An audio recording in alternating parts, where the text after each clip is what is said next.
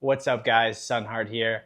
Let's talk about open carry now that Florida has it legalized. What you see here is a level 3 retention holster.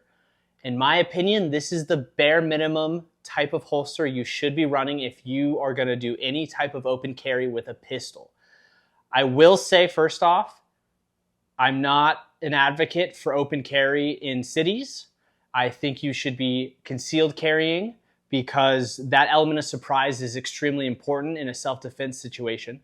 But if you are going to open carry in a busy city, level 3 retention is a bare minimum. It really is. You need that extra layer of protection and safety when you're walking around people that you don't know. So let me explain the level 3 retention real quick. The first level of retention is the holster itself. The second level of retention is this thumb lever here. And then the final level is the strap up top, okay? When your pistol is holstered, it is encapsulated completely. You bump this up with your thumb, then you grab the thumb lever, and then you can release.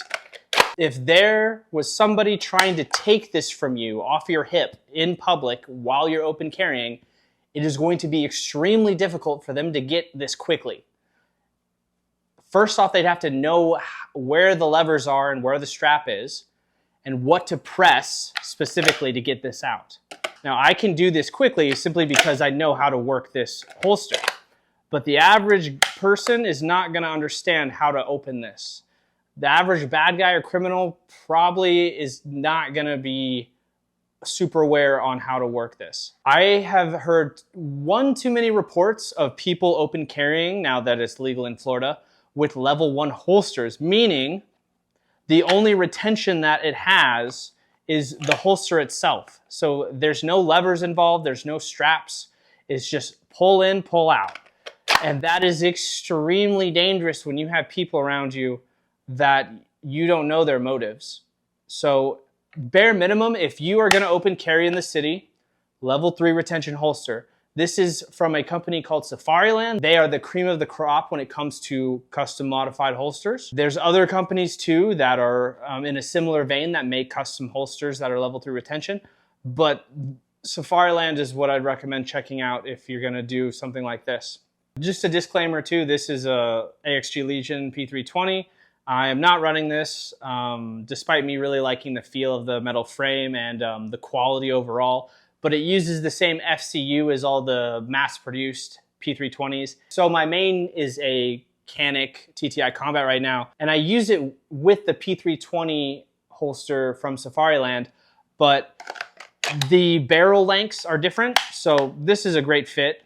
But when I put in the Canic, and it won't have good retention because a lot of the retention comes from the light, but when I put this in, because of the barrel length, it doesn't, this last level of retention doesn't go over. So I still have the thumb lever that you need to pull, but that last level of retention is not viable in this case with this particular model. So with Safariland in particular, you really need to get one custom for each gun.